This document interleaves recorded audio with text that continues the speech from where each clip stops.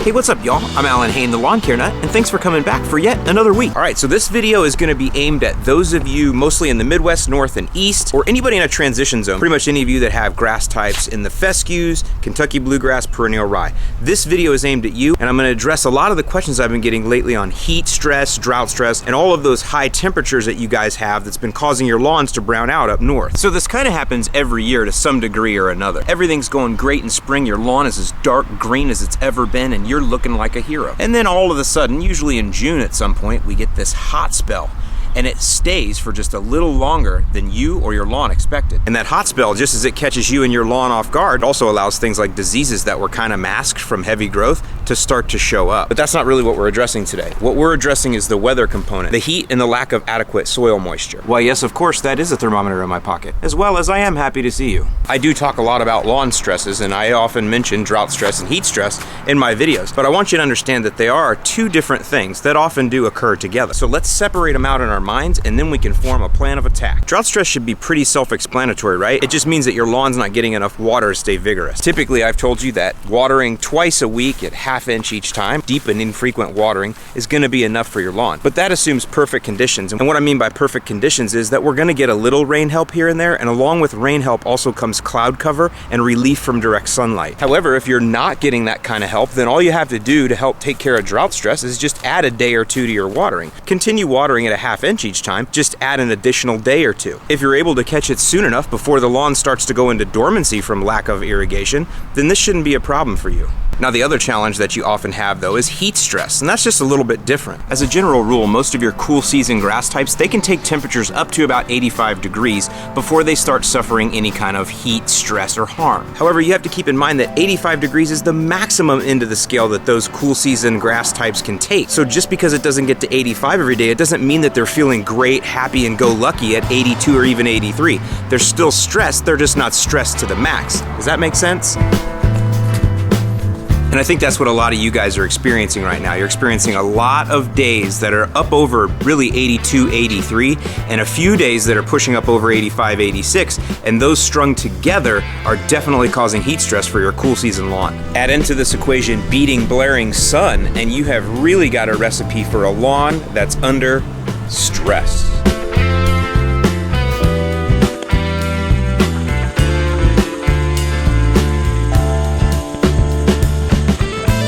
So we know how to take care of drought stress. We just need to add a couple days of watering to our schedule. But in a lot of cases, that's not doing it for you. And that's where we need some strategies to help negate the heat stress. So let's talk about those now. The good news is that combating heat stress utilizes the same tools that you use to combat drought stress. We're just gonna use them in a little different way. But before we do that, let's go ahead and take the lawn's temperature, because lawns are a lot like humans. The first thing you gotta do is see where they're at, and then that way you can measure and see if your corrective actions actually made a difference. The other thing to keep in mind is that just because the weatherman or your weather app says it's 84, 85 degrees outside, that doesn't have anything to do with what your specific microclimate actually is. It's a good idea to take some measurements, just like you would with a human. Take your lawn's temperature. So let's go ahead and insert the probe, and remember, just the tip. We want to get a really good accurate measurement at the root zone level. All right, so while I let that go ahead and calculate, I went about 1.5 inches into the ground. So the outside air temperature is 87 degrees. So let's take a look and see what our lawn level or root zone temperature actually is.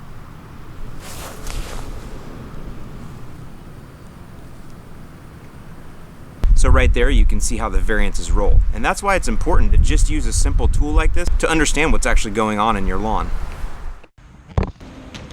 All right, so I got this really cool little package from the Gilmour company that's gonna help us illustrate a point here today. So the key is when we're gonna cool the lawn down, we're gonna obviously do that at the hottest part of the day, but how are we gonna do that? And I'm just gonna use logic that I've seen used in other industries. So for example, when you go to Disney World, have you ever noticed the misters that are around everywhere?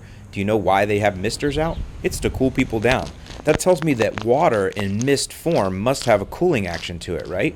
Another application I've seen mist used is around commercial air conditioners. They'll have little misting lines that bring a mist around the air conditioning unit itself, and I guess somehow that's supposed to keep the coils just a little bit cooler, which then helps the unit perform more efficiently. So we need tools that are going to help us to create a mist or something close to it, small water droplets, so we can use those to literally cool the lawn down. So you can see that with just that little bit of misting there for what, 2-3 minutes, we've taken the temperature down between 8 and 10 degrees. That's a pretty significant swing for just a short amount of time and investment. Now I realize that you may not always want to do this by hand, but let me tell you why this is important. You ever notice the correlation between a drought and a watering restrictions being implemented in your town? Yeah, let's talk about that just for a second. See, because a lot of times when you have watering restrictions, there are exceptions for hand watering if you have a nozzle that allows you to control the flow. In other words, you can shut it off, turn it on and turn it off, turn it on and turn it off. If you have that available, then a lot of times there's a loophole. So what you do is if you have a little bit of time on your lunch break or whatever, is you go and you cool down areas of the lawn, especially the ones that are having the most trouble. I'm not saying that you'd use this strategy for the entire lawn, but this is a way to cool down certain sections at certain times that you know have a really bad problem, especially if you have watering restrictions. This may be a way to get around them, because we might be nutty here, but we're definitely not lawbreakers.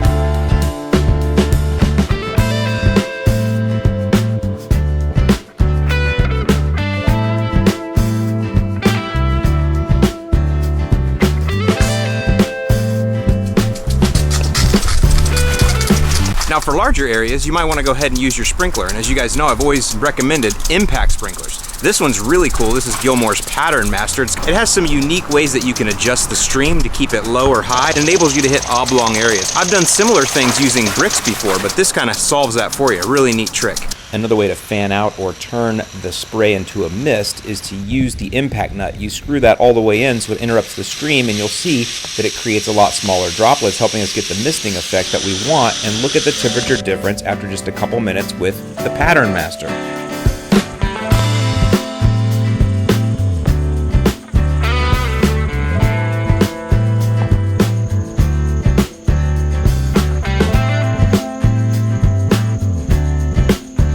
So basically you can see with the impact sprinkler, we're able to kind of simulate the same thing we did with the hand watering, and that is we just want to create the smallest droplets we can. We want to get a mist, because a mist is the secret to cooling.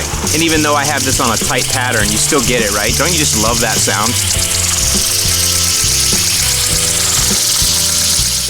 I also know that some of you are going to ask me about this rumor that goes around about burning the lawn if you get water on it in the middle of the day. Let me tell you something, folks, that's a myth. Here in Florida, we get rain every single day. In fact, as you can see probably on my shirt here, it's actually raining right here, right behind me. Just 5 minutes ago, we had bright, streaking sunlight. And probably 5 minutes from now we will too, because when you look over there, you can see that the sun is breaking through. I've always called them sun showers, but really what they are is they're just passing storms. And you guys get these up north a couple times a year too. If it was true that watering your lawn in the afternoon burned it, you would hear about mass burnings across the United States and Canada every single year. Have you ever heard a news report of a mass lawn burning in your state?